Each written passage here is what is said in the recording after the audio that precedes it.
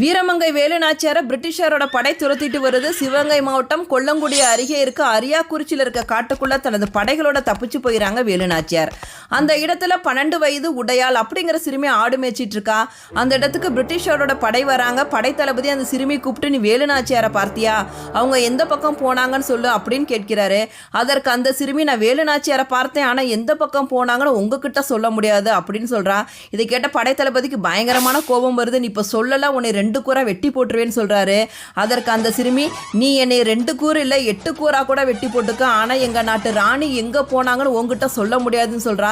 இது கேட்ட பிரிட்டிஷ் படைத்தளபதிக்கு பயங்கரமான கோபம் வருது. அந்த உடையால அந்த இடத்துல 2 துண்டா வெட்டி போட்டுட்டு போறாரு.